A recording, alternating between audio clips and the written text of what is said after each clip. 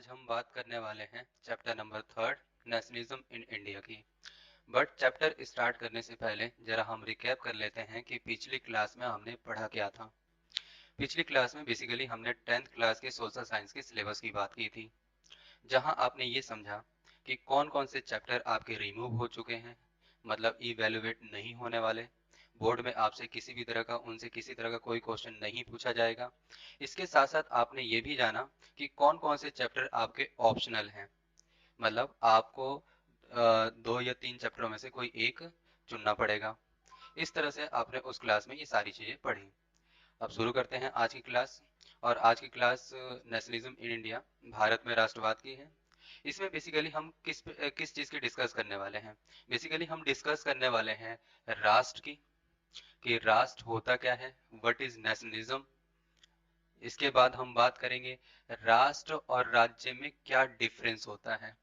Generally तौर पे आपने देखा होगा कि राष्ट्र और राज्य को हम सभी एक जैसा समझते हैं। ऐसा इसलिए होता है क्योंकि आज तक हम लोग राष्ट्र और राज्य में डिफरेंस नहीं कर पाए थे, दोनों को एक ही समझ रहे थे। बट इस क्लास में आप ये समझेंगे कि राष्ट्र और राज्य में क्या डिफरेंस होता है।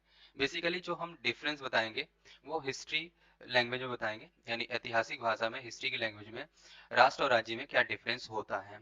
इसके बाद जो हमारी क्लास आगे बढ़ेगी और हम बात करेंगे राष्ट्रवाद की अवधारणा की, यानी नेशनलिज्म का जो कंसेप्ट है उसके बारे में हम लोग बात करेंगे।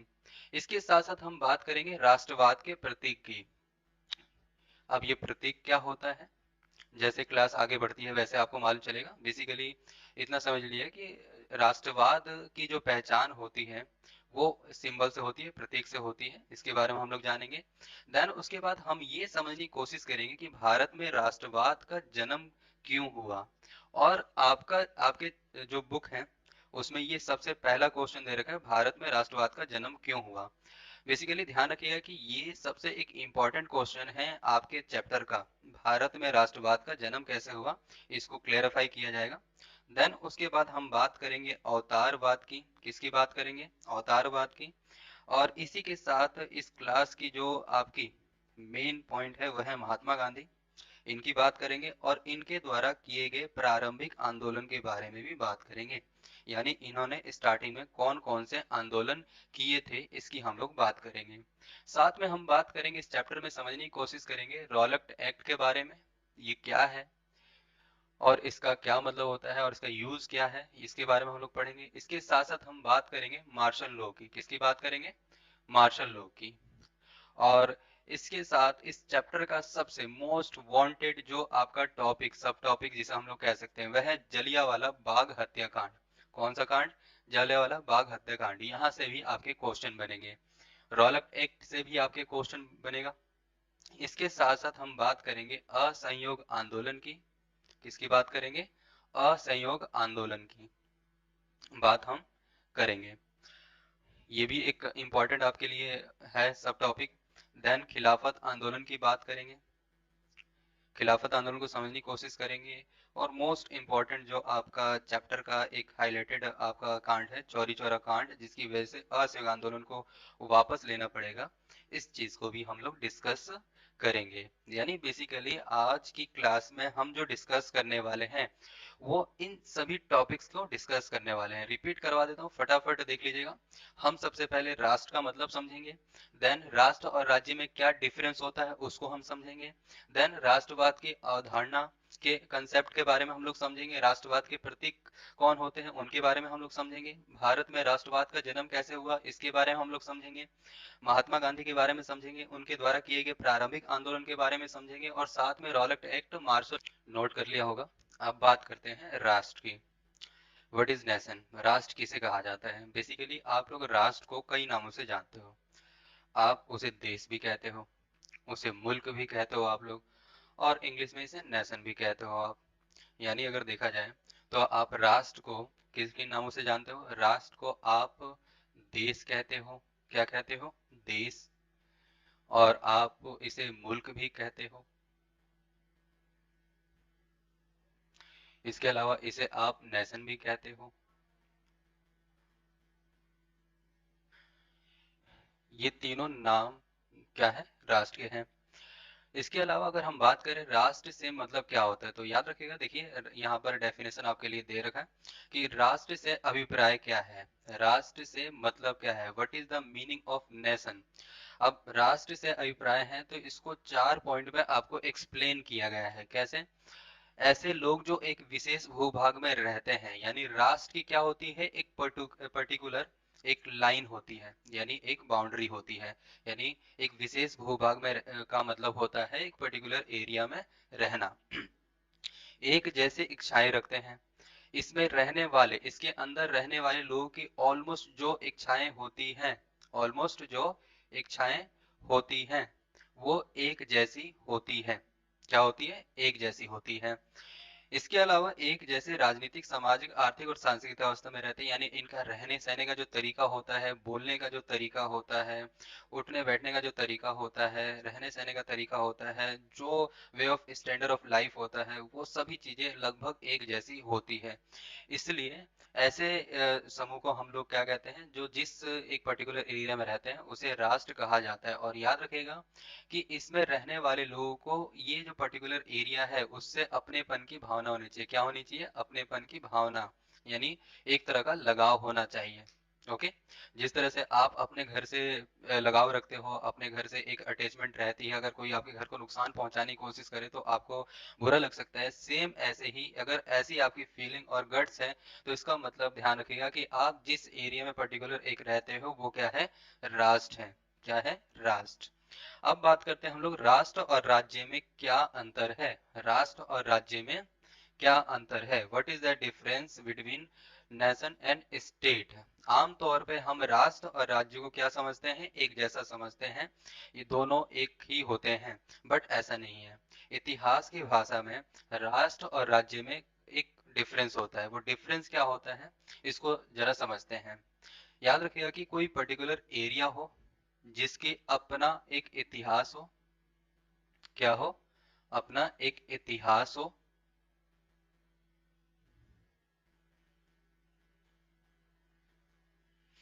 इसके अलावा अपना एक भाषा हो, जिसे राष्ट्रभाषा कहेंगे आप, राष्ट्रगीत हो आपके।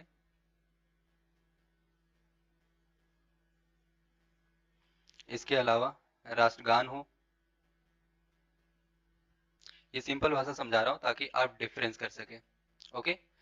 अब ये डिफरेंस कैसे करेंगे? मैं आपसे कहूं कि भारत क्या है, मैं आपसे कहूं भारत क्या है, तो आप कहोगे भैया ऑब्वियसली सी बात है ये एक देश है।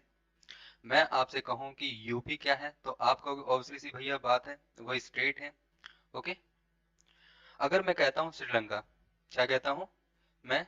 श्रीलंका, तो आप कहोगे भैया ये देश है। लेकिन मैं आपसे कहता हूं कि अगर हम देखें भारत और यूपी, तो आप देखोगे भारत का आकार क्या है? बड़ा है, और यूपी का आकार क्या है? छोटा है। इस हिसाब से अगर इस बेसिस पर बात करें तो भारत क्या है? एक देश है, और यूपी क्या है? एक स्टेट है। अगर हम बात करें यूपी और श्रीलंका की, तो आपको मालूम यूपी का जो क्षेत्रफल है, एरिया है, वो काफी बड़ा है, और श्रीलंका क्या है? छोटा है। इस तरह से आप इसे आप क्या कहेंगे? एक देश कहेंगे, और श्रीलंका को क्या कहेंगे? एक राज्य। लेकिन अभी आपने एक स्टेटमेंट पास किया, अभी आपने कहा कि ये क्या है? एक देश है। ऐसा क्यों? आखिर क्यों? ये आपके पीछे कंफ्यूजन आ गया। आपको भैया आपने कंफ्यूज कर दिया।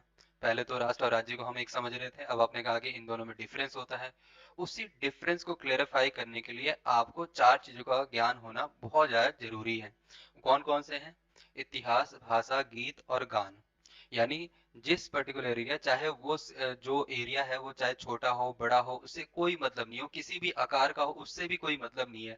अगर उसकी पर्टिकुलर अपना इतिहास है, उसकी राष्ट्रभाषा है, उसकी गीत है, उसका गान है, तो इसका सिंपल मतलब समझ लिया कि वो एक देश है। अगर इनमें से कोई भी एक चीज, कोई भी एक एलिमेंट्स गायब हो जाता है तो उसे हम लोग क्या कहेंगे? राज्य कहेंगे। जरा एग्जाम्पल के थ्रू समझने की कोशिश करते हैं। मैं आपसे पूछूं भारत का क्या पर्टिकुलर अपना इतिहास है, तो आप कहोगे जी हाँ है। मैं आपसे कहूं कि क्या भारत की अपनी राष्ट्रभाषा है, तो आप कहोगे जी हाँ है। अगर मैं आपसे कहूं कि भारत का राष्ट्रगीत है, तो आप कहोगे जी हाँ बिल्कुल है। राष्ट्रगान है, जी बिल्कुल है। तो इस तरह से क्या देखा गया कि भारत ने इतिहास, भाषा, गीत और गान, इन चारों की क्राइटेरिया को पूरा कर लिया, तो इसे क्या कहा गया? देश कहा गया। अब जरा हम बात करते हैं यूपी को आप स्टेट क्यों कह रहे हो। तो देखिए यूपी क्या इन सभी क्राइटेरिया को पूरा कर पाता है। तो यूपी को अगर देखा जाए तो यूपी का क्या अपना पर्टिकुलर इतिहास है, तो आप कहोगे जी हाँ बिल्कुल है। लेकिन अगर मैं कहूँ क्या इसकी राष्ट्रभाषा है, तो आप कहोगे नहीं भैया, ऐसा कभी तो हमने सुना नहीं कि इसके गीत इसके गाने जो हैं वो ऑल ओवर इंडिया के अंदर चलते हो, ऐसा बिल्कुल नहीं है। राष्ट्रगीत है बिल्कुल नहीं है, गान है नहीं है। इस तरीके से अगर देखा जाता है तो यूपी के पास ये तीन चीजें नहीं है। मैंने आपसे क्या कहा था, राष्ट्र और राज्य में डिफरेंस, अगर ये चारों चीजें तो वो राष्ट्र है, अगर इनमें से कोई भी एक एलिमेंट्स गायब हो जाता है तो वो क्या कहलाता है, राज्य कहलाता है। इस तरीके से हम क्या करते हैं, राष्ट्र और राज्य के बीच डिफरेंस करते हैं। क्या करते हैं, राष्ट्र और राज्य के बीच डिफरेंस करते हैं। उम्मीद करता हूं कि आपको ये चीज अच्छी तरह समझ में आ गई होगी कि राष्ट्र और राज्य में कैसे डिफरेंस किया जा सकता है। अब क्लियरिफाई, आप किसी को भी राष्ट्र और राज्य कह सकते हो, चाहे वो अमेरिका हो या फ्रांस हो, जर्मनी हो। आप आसानी से क्या कर सकते हो, इन चारों क्राइटेरिया को देखकर आप किसी को भी, किसी भी बाउंड्री को, किसी भी सीमा रेखा को आप बता सकते हो कि वो देश है या राज्य। ओके, समझ में आ गया आपको। इस तरह अगर देखा जाए, इस डेफिनेशन के बिहाव पर भी राष्ट्र और राज्य को देखा जाए, ध्यान रखिएगा, तो कहा जाता है कि एक देश की पर्टिकुलर अपना क्या होता है, भूभाग होता है। क्या होता है, भूभाग, यानी खुद की एक जमीन होती है। रिपीट कर रहा हूं, ध्यान रखिएगा, देश का क्या होता है, अपना भूभाग होता है। ओके, दूसरी जो चीज होती है, भूभाग आपने कर लिया, इसके बाद दूसरी चीज जो होती है, इसे नोट कर ले साथ साथ में, दूसरी जो चीज होती है वो होती है जमीन। जमीन आपने कर लिया। इसके बाद आपकी होती है जन, यानी वहां पर लोगों का होना जरूरी है। ओके, और इसके साथ साथ क्या है, एक जैसी संस्कृति का भी होना जरूरी है। अगर ये तीनों चीजें हैं तो उसे राष्ट्र कहा जाएगा, अदरवाइज नहीं कहा जाएगा। ओके, इसे नोट कर लें आप सभी।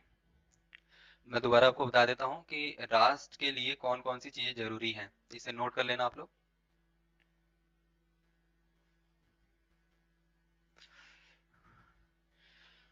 अभी आपको कहा कि एक देश के जो अनिवार्य तत्व हैं, कंपलसरी एलिमेंट्स हैं। ओके, वो क्या है, एक देश तभी बनता है जब उसके पास खुद का एक निश्चित भूभाग होता है। क्या होता है, एक खुद का एक निश्चित भूभाग होता है, जिसे आप जमीन कहेंगे। ओके, फिर खुद का अपनी एक जनता होनी चाहिए, लोगों का समूह होना चाहिए, जिसे हम जन कहेंगे। ओके, होना चाहिए। इसके साथ साथ खुद की एक संस्कृति भी होनी चाहिए। क्या होना चाहिए, एक संस्कृति, यानी लोगों का रहन सहन, उठने बैठने का जो तरीका है वो लगभग एक जैसा होना चाहिए। ओके, इन तीन चीजों का होना जरूरी है, तभी आप उसे देश कह सकते हैं, अदरवाइज उसे देश आप नहीं कहेंगे। ओके, इसे आप नोट करें।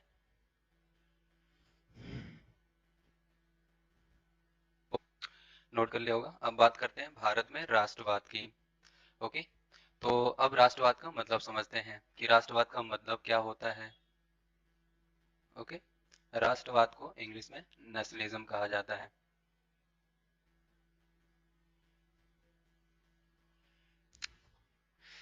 अब आपने जनरली तौर पे सुना होगा कि टीचर आपसे कहते हैं कि क्वेश्चन में ही आंसर होता है, तो आप कहते हो भैया कहाँ कैसे मिलता है, हमें तो जानकारी मिलती नहीं है। यदि आपको नॉलेज हो तो आप जरूर क्वेश्चन में आंसर ढूंढ सकते हो। कैसे ढूंढ सकते हो, जब मैंने आपसे अभी क्वेश्चन क्वेश्चन पूछा कि राष्ट्रवाद का मतलब क्या होता है, राष्ट्रवाद किसे कहते हैं, तो जनरली तौर पे अगर आप किसी शब्द को तोड़े, हम राष्ट्रवाद को देखते हैं, राष्ट्रवाद, तो इसमें कितने शब्द हैं, दो शब्द हैं, राष्ट्र और वाद। ओके, राष्ट्र का मतलब क्या होता है, देश, और वाद का मतलब क्या होता है, लगाव या भावना। वाद का मतलब क्या होता है, लगाव या भावना। रिपीट कर रहा हूँ, राष्ट्रवाद दो शब्दों से मिलकर बना है, राष्ट्र और वाद। राष्ट्र का मतलब है देश, ओके, और वाद का मतलब क्या है, लगाव या फिर भावना। तो इस तरह अगर देखा जाए तो वर्ड टू वर्ड के हिसाब से, तो राष्ट्रवाद का मतलब क्या होता है, अपने देश से लगाव रखना। अपने देश से क्या रखना, अपने देश से लगाव रखना राष्ट्रवाद कहलाता है। आम भाषा में राष्ट्रवाद को देशभक्ति भी कहा जाता है। क्या कहा जाता है, देशभक्ति। राष्ट्रवाद को हम किससे जोड़कर देखते हैं, देशभक्ति से। यानी अगर आपको आपके देश को किसी ने कुछ कहा या कुछ करने की कोशिश की तो ऑब्वियस सी बात है, अगर आप अपने देश को अपना घर समझते हो, आपको उससे प्रेम है, इश्क है, मोहब्बत है, तो ऑब्वियसली सी बात है आपको बुरा लगेगा और आप उसे रोकने की कोशिश करोगे, उसका अपोज करोगे, उसका विद्रोह करोगे। इसी भावना को, इसी एक्टिविटी, इसी प्रोसेस को हम लोग क्या कहते हैं? राष्ट्रवाद कहते हैं। ओके, क्या कहते हैं? राष्ट्रवाद कहते हैं। यानी अपने देश से प्रेम करना क्या कहलाता है? अपने देश से प्रेम करना राष्ट्रवाद कहलाता है। इसके अलावा अगर देखा जाए तो अपने देश से इसने एक अटैचमेंट रखना, रखना भी क्या कहलाता है? राष्ट्रवाद कहलाता है। ओके, तो अब अच्छी तरह समझ गए होंगे कि राष्ट्रवाद का मतलब क्या होता है। तो सिंपल सी भाषा में आपको समझाया कि राष्ट्रवाद जो है वो दो शब्दों से मिलकर बनता है। राष्ट्र का मतलब देश और वाद का मतलब लगाव। इसका मतलब ये होगा कि अपने देश से लगाव रखना ही क्या कहलाता है? राष्ट्रवाद कहलाता है। अब बात करते हैं, आपने जनरली तौर पर सुना होगा कि जो भी देश होता है उस देश के निर्माण में किसी एक शख्स की भूमिका काफी इंपॉर्टेंट होती है।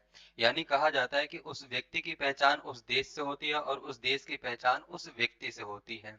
जब ऐसी सिचुएशन आ जाए तो उसे हम लोग क्या कहते हैं? एक तरह का सिंबल कहा जाता है। अब सिंबल को जस्टिफाई करते हैं। मैं आपसे एक क्वेश्चन पूछूं कि सिंबल का मतलब क्या होता है, तो भैया आप कहोगे साइन, लोगो या चिन्ह, जो इस तरह की चीजें होती हैं इन्हें हम लोग सिंबल कहते हैं, जिसका इस्तेमाल किसी को इशारा या कुछ बताने के लिए किया जाता है। सेम ऐसे ही अगर मैं आपको अभी कहूँ 10 रुपए का नोट, तो आपके दिमाग में एक इमेज बन गई होगी, वो इमेज ही क्या कहलाती है? सिंबल कहलाती है। अगर मैं आपसे कहूँ महात्मा गांधी, तो उनकी इमेज तुरंत आपके दिमाग में बन गई होगी, उसे क्या कहा जाता है? सिंबल कहा जाता है। अगर मैं कहूँ स्मार्टफोन, तो तुरंत आपके दिमाग में फोन की एक इमेज बन गई होगी, उसे हम लोग क्या कहते हैं? सिंबल कहते हैं। लेकिन अगर मैं कहूँ राष्ट्रवाद, अगर मैं कहूँ राष्ट्रवाद, तो क्या आपके दिमाग में कोई सिंबल बना? तो आप कहोगे नहीं भैया, राष्ट्रवाद का कोई सिंबल नहीं बना, क्योंकि उसकी जानकारी आपको नहीं है। अब बात किसकी करने वाले हैं? भारत में राष्ट्रवाद में हम लोग बात करने वाले हैं राष्ट्रवाद के प्रतीक की। ओके, हम बात किसकी करने वाले हैं? राष्ट्रवाद के प्रतीक की। यानी जैसे ही हम राष्ट्रवाद का नाम लें, किसी देश से जोड़े, तो उसे हम लोग कहते हैं प्रतीक कहते हैं। अच्छी तरह आप समझ गए होंगे कि जो हमें राष्ट्रवाद की भावना को क्लियरली जस्टिफाई करे उसे हम लोग क्या कहते हैं? सिंबल कहते हैं। ऐसे ही ध्यान रखिएगा, जब हम इटली की बात करते हैं तो इटली को हमेशा गैरीबाल्डी के साथ जोड़कर देखा जाता है। किसके साथ जोड़कर देखा जाता है? गैरीबाल्डी के साथ। आखिर क्यों देखा जाता है? क्योंकि इटली को एक देश के तौर पर पहचान दिलाने में, उसकी निर्माण करने में जो सबसे महत्वपूर्ण भूमिका रही, वो किसकी रही? गैरीबाल्डी की रही। यानी आज अगर आपको इटली एक देश के तौर पर दिख रहा है तो वो किसकी वजह से दिख रहा है? गैरीबाल्डी की वजह से। यानी उनकी एक इंपॉर्टेंस भूमिका रही। मैं ऐसा नहीं कह रहा कि सब कुछ उन्होंने ही किया, लेकिन कहा जाता है कि इंपॉर्टेंट जो लाइमलाइट में रहे वो कौन रहे? गैरीबाल्डी। इस तरह से इटली की पहचान गैरीबाल्डी से देखने को मिलती है। और आपसे कोई पूछे कि गैरीबाल्डी भी कौन है, तो इटली से ही उनकी पहचान होती है। ओके, इसी तरह आप देखते हैं कि अमेरिका को जो पहचान मिली, यानी अमेरिका को एक देश की पहचान दिलाई गई, वो किसके द्वारा दिलाई गई? जॉर्ज वाशिंगटन के थ्रू दिलाई गई। किसके द्वारा दिलाई गई? George Washington. I repeated, America की जो पहचान है वो किसके द्वारा है? जॉर्ज वाशिंगटन द्वारा। और इटली की जो पहचान है वो किसके द्वारा है? गैरीबाल्डी के द्वारा है। ओके, अगर मैं बात करूं वियतनाम की, तो वियतनाम को एक देश के निर्माण के तौर पे दिखाया गया है किसके द्वारा? ची मिन्ह के द्वारा। ये एक इंपॉर्टेंट शख्स है, इंपॉर्टेंट, जिन्होंने वियतनाम को आजादी दिलाने में काफी महत्वपूर्ण भूमिका निभाई थी। यानी एक देश के निर्माण में इन्होंने काफी अपनी भूमिका दी थी। तो इस तरह से ची मिन्ह जो है वो वियतनाम के हैं। और भारत की बात की जाए तो भारत को एक देश के तौर पे उभरता हुआ देखा जाता है किसके द्वारा? महात्मा गांधी के द्वारा। ओके, तो महात्मा गांधी क्या है? राष्ट्रवाद के सिंबल है। यानी अगर भारत की आज आइडेंटिटी है तो किसकी वजह से? महात्मा गांधी की वजह से। और महात्मा गांधी की किसकी वजह से? भारत की वजह से। तो ये जो नाम मैंने आपको बताया, Garibaldi, George Washington, Chi Minh, Mahatma Gandhi, इन्हें क्या जाता है? राष्ट्रवाद के प्रतीक कहे जाते हैं। यानी इन लोगों ने ही अपने देश में रहने वाले लोगों के बीच में क्या करा? अपने देश से प्रेम करने की भावना को जगाया कि ये जो देश है, ये देश नहीं है, सिर्फ आपका घर है, और इस घर में रहने का अधिकार भी आपका है और उसे संभालने का अधिकार भी आपका है। इसी वजह से ध्यान रखिएगा, इन्होंने जो भावनाएं पैदा की उसे क्या कहा गया? राष्ट्रवाद के प्रतीक के तौर पे देखा गया। यानी जब भी अब राष्ट्रवाद का नाम लूं तो आपके दिमाग में इनमें से किसी की भी एक इमेज बन जानी चाहिए। इन्हें क्या कहा जाता है? सिंबल। ओके, तो अब समझ गए, इसे नोट करें आप, नोट कर लिया होगा। अब बात करते हैं भारत में राष्ट्रवाद का जन्म कैसे हुआ। तो कहा जाता है कि भारत में राष्ट्रवाद का जो जन्म है वो उपनिवेशवाद की वजह से हुआ। यानी भारत में राष्ट्रवाद जो देखने को मिलता है वो उपनिवेशवाद की देन है। अब सबसे बड़ा सवाल उठता है कि उपनिवेशवाद का मतलब क्या होता है, कॉलोनिज्म का मतलब क्या होता है। तो सिंपल सी भाषा में समझ लीजिए कि आपके घर पे कोई मेहमान आए और उस घर पर कब्जा कर ले और आपकी जरूरत की चीजों को, आपकी ही चीजों को इस्तेमाल ना करने दे। तो ऐसी सिचुएशन को, ऐसी अवस्था को हम लोग क्या कहते हैं, उपनिवेशवाद कहते हैं। मतलब एक तरह से आप उस व्यक्ति के क्या हो गए, गुलाम हो गए। ऐसा ही हमारे साथ हुआ 1947 से पहले। 1600 ईस्वी में यानी 1600 बीसी में कुछ व्यक्ति आए जिन्हें आप लोग अंग्रेज कहते हो। उन्होंने व्यापार के इरादे से भारत में आते हैं और धीरे धीरे कह सकते हो कि इकोनॉमिकल और पॉलिटिकल वे में हमें आर्थिक और राजनीतिक तौर पर क्या करते हैं, गुलाम बना लेते हैं। और फिर हमें ही अपने घर के अंदर कैद कर लेते हैं, हमें अपनी ही चीजों का इस्तेमाल नहीं करने देते। ऐसी अवस्था को ही क्या कहा गया था, उपनिवेशवाद कहा गया था। तो अभी आप हमने समझा कि उपनिवेशवाद का मतलब क्या होता है। तो बेसिकली हम बात क्या कर रहे हैं कि भारत में राष्ट्रवाद का जन्म कैसे हुआ, भारत में राष्ट्रवाद का जन्म कैसे हुआ। ओके। तो अभी मैंने आपसे कहा कि ये जो जन्म है वो किसकी वजह से हुआ। ये जन्म हुआ उपनिवेशवाद की वजह से। किसकी वजह से हुआ, उपनिवेशवाद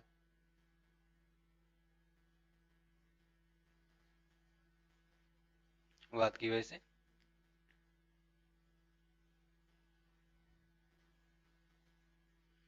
की वजह से आपको देखने को मिला। अब उपनिवेशवाद का मतलब क्या होता है। उपनिवेशवाद जो है वो उपनिवेश से बना है। किससे बना है, उपनिवेश से। ओके, किससे बना है, उपनिवेश से। ओके। अब उपनिवेश का मतलब क्या होता है, गुलामों की बस्ती, यानी जहां पर गुलाम रहते हैं उसे हम लोग क्या कहते हैं, गुलामों की बस्ती। ओके। तो इसी से हमें क्या मिला है, उपनिवेश यानी गुलामों की बस्ती। यानी आज आप गुलाम थे, कल आप गुलाम रहेंगे, इसके बाद भी गुलाम रहेंगे। जब ये प्रक्रिया कंटिन्यूसली चलती रहती है, ये प्रोसेस कंटिन्यूसली चलता रहता है, तो उस सिचुएशन को, उस अवस्था को हम लोग क्या कहते हैं, उपनिवेशवाद कहते हैं।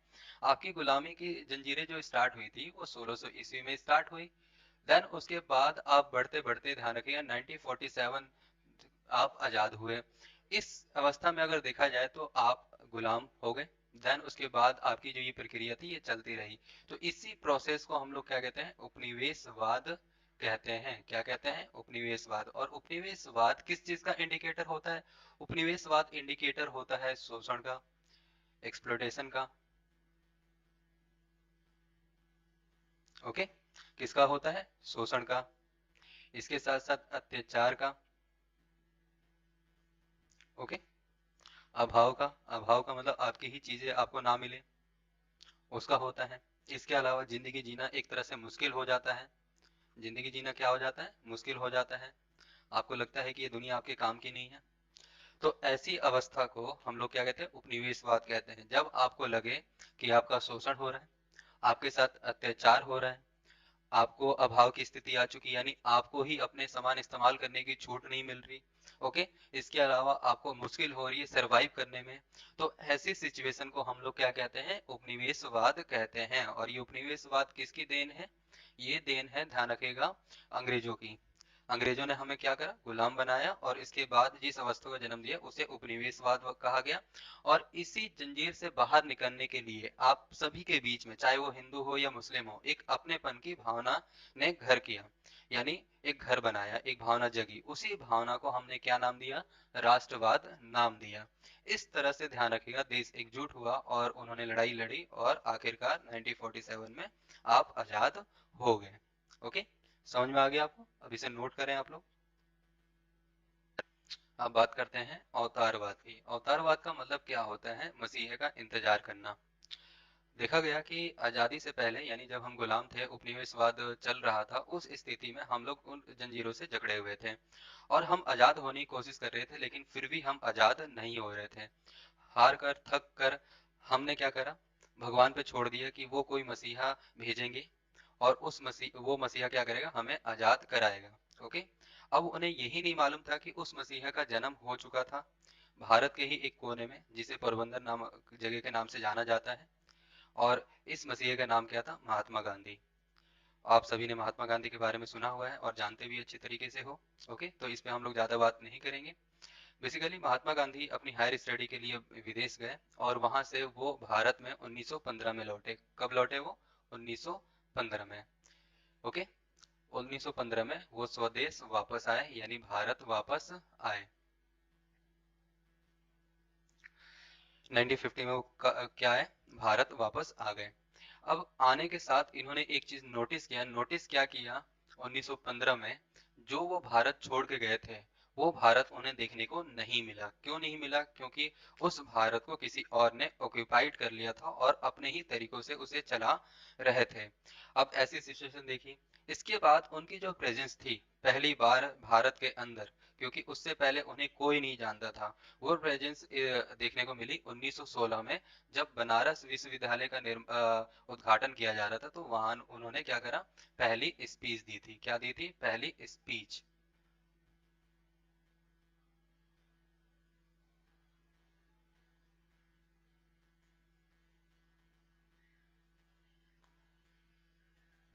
ओके, 1916 में बनारस विद्यालय के भाषण के दौरान उनकी पहली प्रेजेंस भारत के अंदर देखी गई। अब सबसे बड़ा सवाल निशान ये है कि हम महात्मा गांधी की इस चैप्टर में बात क्यों कर रहे हैं।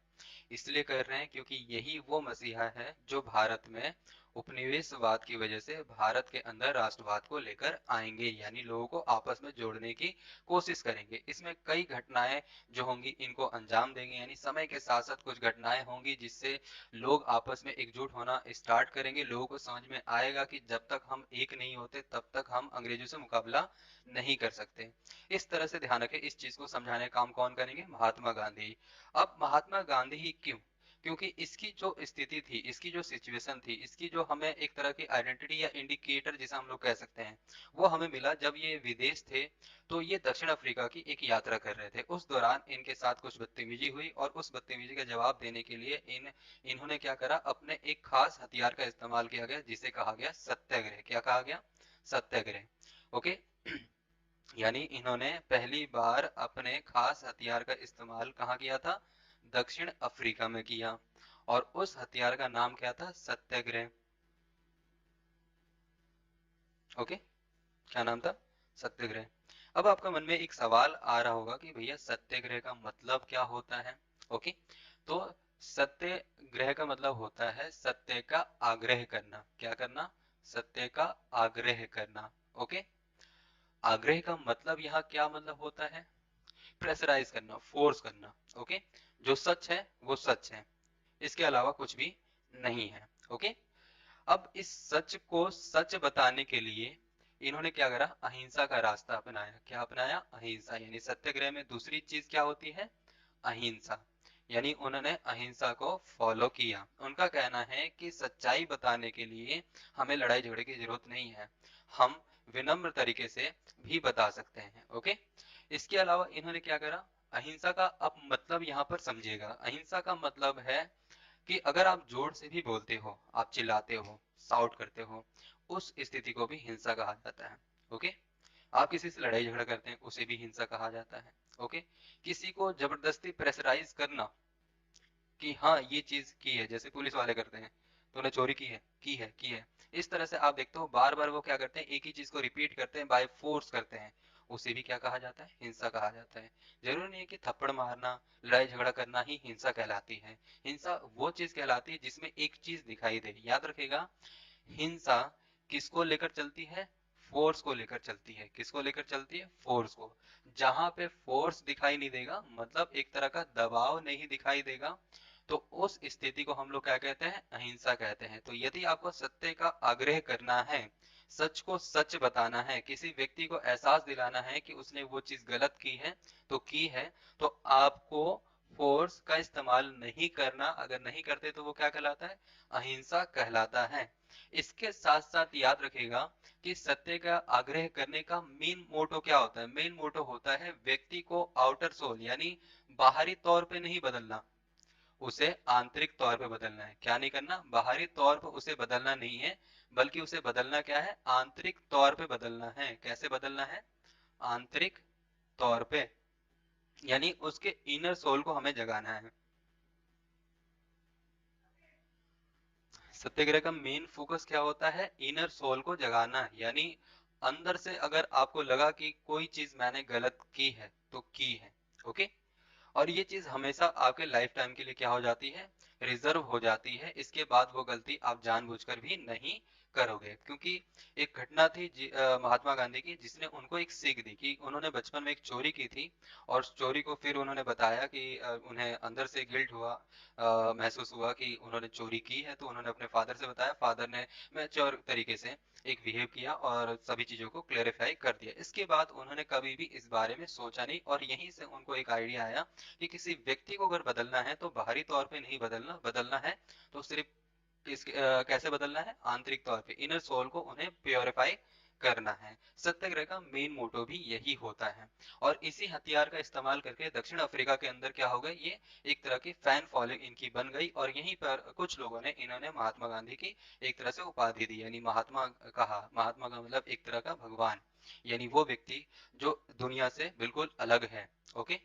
क्योंकि उस व्यक्ति को संसार की मोहमाया से कोई मतलब नहीं होता, ओके।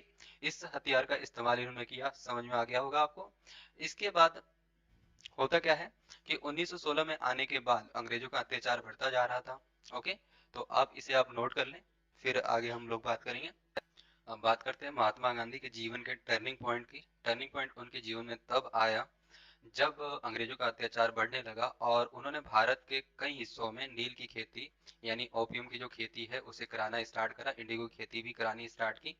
और इस इंडिगो की खेती कराने का मतलब है कि वो जिस जगह पर अगर इंडिगो की खेती होती है तो वो जमीन बर्बाद हो जाती है, यानी आने वाले टाइम में आप उस पे खाने वाली कोई फसल नहीं लगा सकते। इस वजह से भारत के जो कई हिस्सों में रहने वाले किसान थे, उन्होंने इसका प्रोटेस्ट किया, उनका विरोध किया। कुछ जो किसान थे उन्होंने उनकी फोर्स की वजह से उस चीज को करना आरंभ कर दिया, लेकिन कुछ ऐसे किसान थे जिन्होंने हार नहीं मानी, वो उसका सॉल्यूशन देखने लगे। ऐसे ही एक किसान थे जिनका नाम था राजकुमार शुक्ला। उन्होंने क्या करा, उनको जानकारी मिली कि भारत के अंदर भी एक शख्स है जो अंग्रेजों से मुकाबला कर सकते हैं, और उनकी जान पहचान काफी ज्यादा है। ऐसी स्थिति में उन्होंने क्या करा, उनसे कांटेक्ट करने की कोशिश की, और वो व्यक्ति कौन थे? महात्मा गांधी। अब महात्मा गांधी फर्स्ट टाइम मिले तो उन्हें पहली बार लगा कि जो उसने चीजें बताई, जो भी चीजें उसको क्लेरिफाई किया, वो चीज गलत है। इस तरीके से उन्होंने उसको इग्नोर करना स्टार्ट करा।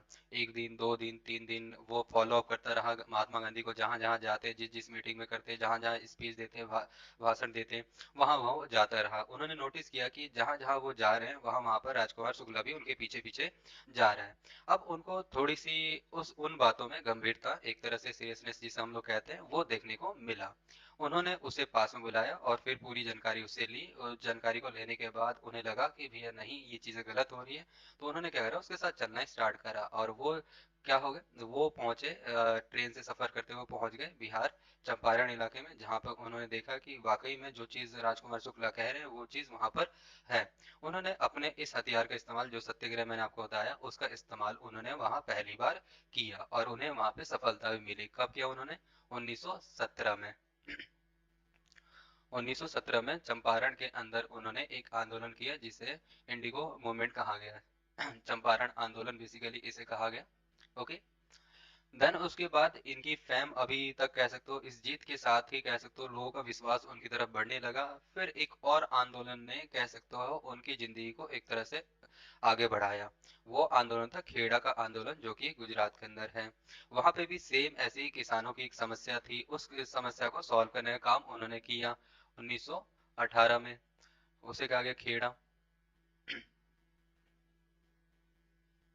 आंदोलन। यहाँ पे भी उन्हें सफलता मिली। इसके बाद एक और सफलता मिली 1919 में अहमदाबाद के अंदर। यहाँ पर क्या था, यहाँ पर किस्सा अलग था। यहाँ पे किसान का किस्सा नहीं था, बल्कि फैक्ट्री मजदूरों का किस्सा था, जहाँ उनके मिल मालिक उनसे जबरदस्ती काम करवाया करते थे, और वेतन के नाम नाम पर नाम मात्र सैलरी दिया करते थे, और उनसे एक तरह से 24 घंटे काम करवाया करते थे। कोई टाइम टेबल नहीं था। अगर किसी मजदूर का नुकसान हो जाए, उसका हाथ कट जाए, या किसी भी तरह की सिचुएशन आ जाए, तो उस स्थिति में उन्हें किसी तरह का मुआवजा नहीं मिलता था।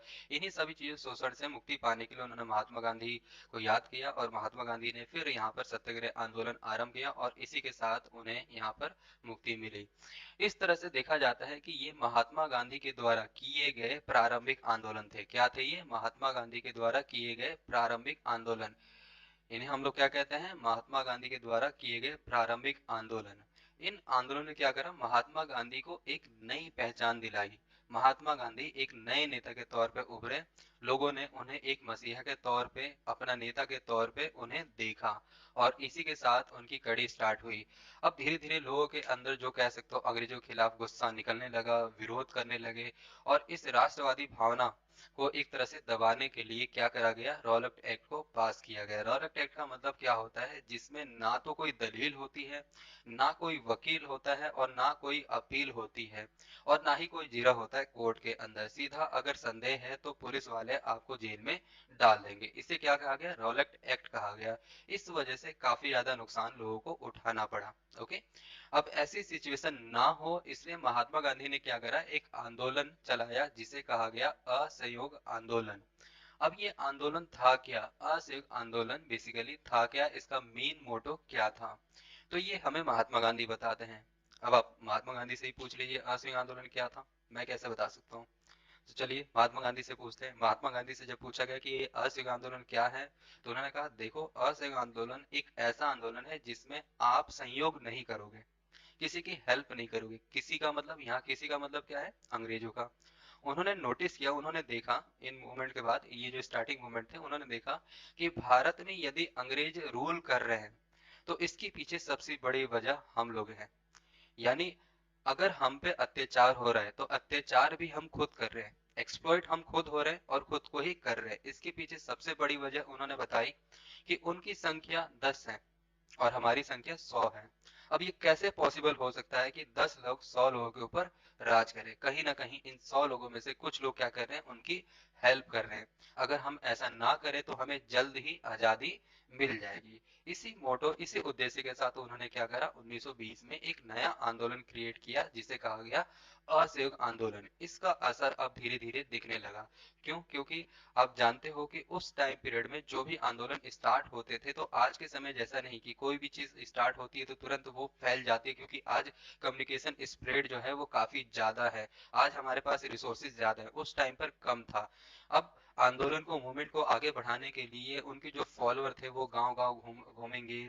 घूमने के बाद उन्हें प्रोटेस्ट वगैरह में कुछ मूवमेंट मदद मिलेगी, इस तरह की बहुत सारी चीजें होगी। तो धीरे धीरे कह सकते हो ये आंदोलन, कह सकते हो, बढ़ने लगा, और इसका रिजल्ट भी अच्छा देखने को मिलने लगा एक टाइम कि ये जो आंदोलन है ये जल्द ही सक्सेसफुल हो जाएगा और हमें जल्द ही आजादी मिल जाएगी। इसी उम्मीद के साथ उन्होंने क्या करा, असहयोग आंदोलन को एक तरह से स्टार्ट करा, और इसका रिजल्ट भी अच्छा देखने को मिल रहा था। इसी के साथ एक दूसरी तरफ एक और घटना हो रही थी। उस घटना का नाम था कि एक और आंदोलन स्टार्ट हुआ अंग्रेजों के खिलाफ, वो था खिलाफत आंदोलन। क्या था वो, खिलाफत आंदोलन। अब ये आंदोलन क्या था, बेसिकली इसका सिनेरियो जो है वो भारत के बाहर है। भारत के बाहर मुसलमानों के, कह सकते हो कि एक मसीहा या गुरु कह सकते हैं, वो रूल करते थे, और वो पूरी दुनिया के अंदर जो अपने संदेश है वो पहुंचाए करते थे। और बेसिकली वो जो सेंटर था वो तुर्की का सेंटर था। वहां पर क्या करा, अंग्रेजों ने तुर्की में रहने वाले जो खलीफा थे उनको उनकी कुर्सी से हटाकर उन्हें कैद कर लिया, और उस इलाके को पूरी तरीके से ऑक्यूपाइड कर लिया, यानी कब्जा कर लिया। जब इस बात की जानकारी भारतीय मुसलमानों को मिली तो उनका जो गुस्सा था वो अंग्रेजों के खिलाफ भड़का, और इस वजह से एक नया आंदोलन स्टार्ट हुआ जिसे कहा गया खिलाफत आंदोलन। क्या कहा गया, खिलाफत आंदोलन। इस आंदोलन का भी मेन मोटो क्या था, भारत से अंग्रेजों को भगाना। असहयोग आंदोलन का मेन मोटो क्या था, भारत से अंग्रेजों को भगाना। गांधी जी ने नोटिस किया कि दोनों का जब मेन मोटो एक ही है, मुख्य उद्देश्य एक है, तो क्यों ना हम दोनों को एक हो जाना चाहिए। ओके, तो इस वजह से दोनों को एक करने की उन्होंने कोशिश की और बातचीत वगैरह चली। इस तरह से आप देखते हैं कि असहयोग आंदोलन और खिलाफत आंदोलन दोनों एक साथ हुए, और एक टाइम ऐसा लगा कि हिंदू मुसलमान एक हो चुके हैं और बहुत जल्दी हम आजाद हो जाएंगे। लेकिन इस बीच में एक टर्निंग पॉइंट आया, एक मुड़ाव आया, जिसकी जानकारी महात्मा गांधी को भी नहीं थी, और ना उन्हें उम्मीद थी कि ऐसा हो सकता है। उनके जो फॉलोअर थे एक इलाके से गुजर रहे थे, उस इलाके का नाम था गोरखपुर। जिस वो अंचल से, यानी जिस गांव से गुजर रहे थे, उस गांव का नाम था चौरी चौरा। वहां पर नजदीक ही जहां से वो गुजरने वाले थे, जिस रास्ते से गुजरने वाले थे, उस रास्ते के बीच में पड़ता है एक पुलिस स्टेशन, जब वो पास आने लगे, उनकी आवाजें, शोर शराबा सुनने को मिला, तो पुलिस स्टेशन से कुछ जो सिपाही थे वो बाहर निकल के आए और उन्होंने उनका रास्ता रोक लिया। उन्होंने बड़े प्यार से कहा कि हमें आगे जाने दीजिए, हम किसी का नुकसान नहीं पहुंचा रहे, लेकिन सिपाहियों ने उनकी बात को नहीं माना। इस तरीके से कह सकते हो कहासुनी होने लगी, और वो कहासुनी हाथापाई तक पहुंच गई, जहां देखा गया कि गांधी के जो फॉलोअर थे उन्होंने अहिंसा का रास्ता छोड़कर हिंसा का रास्ता अपनाया, पुलिस वालों को भी तोड़ा, पुलिस स्टेशन को भी तोड़ा। इसमें कुछ नुकसान जितना पुलिस वालों का हुआ, उतना नुकसान कह सकते हो गांधी के फॉलोअर का भी हुआ, उनमें कुछ घायल हुए, कुछ जान से चले गए। सेम ऐसे ही पुलिस वालों के साथ हुआ। अब ये जो जानकारी है ये अचानक से गांधी के पास नहीं पहुंचने वाली है, क्योंकि आपको मालूम उस टाइम पर कम्युनिकेशन जो स्प्रेड था वो काफी स्लो था। अब जब ये घटना जब हो गई, इसके कुछ समय के बाद जब गांधी को इसकी जानकारी मिली, तो उन्होंने क्या करा, उस आंदोलन को वापस लेना बेहतर समझा। अब सबसे बड़ा सवाल उठता है कि आखिर गांधी को ये आंदोलन वापस क्यों लेना पड़ा, असहयोग आंदोलन को वापस क्यों लेना पड़ा, ये सबसे बड़ा एक क्वेश्चन है। इस आंदोलन को इसलिए वापस लेना पड़ा क्योंकि ये गांधी की एक नैतिक जिम्मेदारी थी कि उनके फॉलो ने क्या करा, उनकी हिंसा की, उन्हें विश्वास नहीं हो रहा था, उन्हें उम्मीद नहीं थी, उन्हें सबसे बड़ा चोट लगा था कि उनके फॉलोअर जिसे अहिंसा का वो पाठ पढ़ा रहे हैं वो हिंसा पे उतारू हो जाएंगे। इसकी नैतिक जिम्मेदारी लेते हुए उन्होंने क्या करा, असहयोग आंदोलन को वापस ले लिया।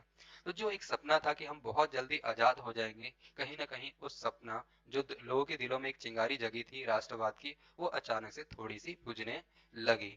लेकिन ऐसा नहीं था कि पूरी तरह से बुझ चुकी थी।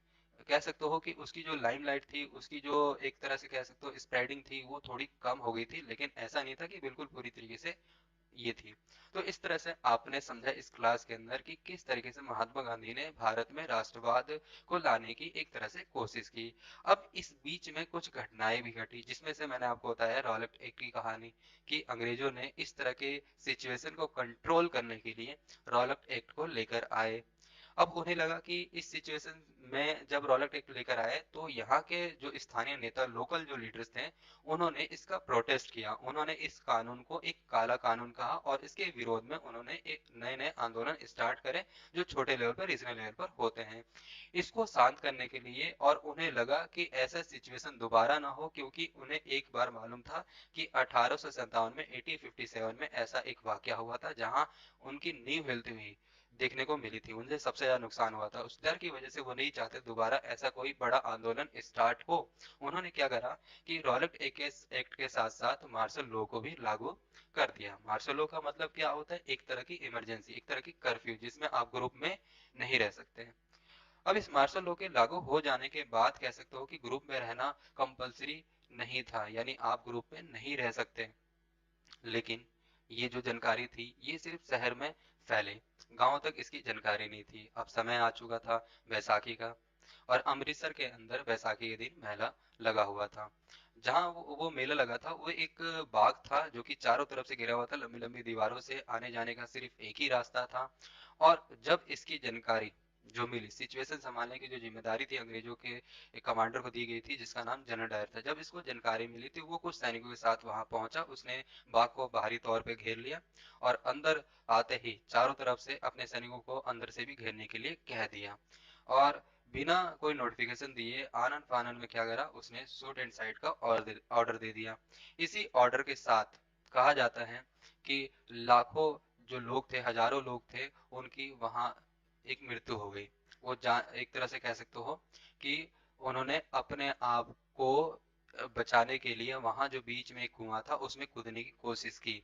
इस तरह से देखा गया, धीरे धीरे गोलियां चलती रहीं, वो अपनी जान बचाने के लिए उस कुएं में कूदते रहे। धीरे धीरे देखा गया कुछ ही समय के बाद कि लाशों के ढेर से वो कुआं भर चुका है। इस घटना ने भारतीय लोग, जो भारतीय नेता थे, उनको काफी ज्यादा कह सकते हो चोट पहुंचाया, दुखी हुए वो लोग, क्योंकि ये एक तरह की कह सकते हो बड़ी ही दर्दनाक घटना थी, जिसमें कह सकते हो हजारों की संख्या में लोग मारे गए थे। इसी इसी कांड को, इसी हत्याकांड को कहा गया था जलियांवाला बाग हत्याकांड। क्या कहा गया था, जलियांवाला बाग हत्याकांड। तो हमने आज की क्लास में किस किस चीज पर डिस्कस किया, जरा हम लोग एक बार रिवाइज कर लेते हैं। सबसे पहले हमने राष्ट्र का मतलब समझा, राष्ट्र और राज्य में डिफरेंस को समझा। इसके बाद हमने देखा कि भारत में राष्ट्रवाद का जन्म कैसे हुआ। इसके बाद हमने बात की कि महात्मा गांधी का रोल क्या रहा, महात्मा गांधी द्वारा जो असहयोग आंदोलन स्टार्ट किए थे वो आंदोलन क्या था। इसके साथ रॉलेट एक्ट, मार्शल लॉ की हमने बात करा। अब अगली क्लास में हम क्या करेंगे, इसे नोट करेंगे, इसे आपको लिखवाया जाएगा। ओके, जब तक आप अपने चैप्टर को एक बार देख ले और एनसीईआरटी की जो बुक है उसे एक बार रीड आउट कर लें। अगली क्लास में स्टेप बाय स्टेप जो चीज़ें हैं जो आज आपको एक स्टोरी के तौर पे बताई गई है, उस स्टोरी को रिटर्न वे में आपको बोर्ड पे लिखवाया जाएगा और सिंप्लीफाई किया जाएगा कि ये चीज़ ऐसी थी और इस तरीके से इसको लिखा जाना चाहिए। उम्मीद करता हूँ कि आज की क्लास आपको पसंद आई होगी।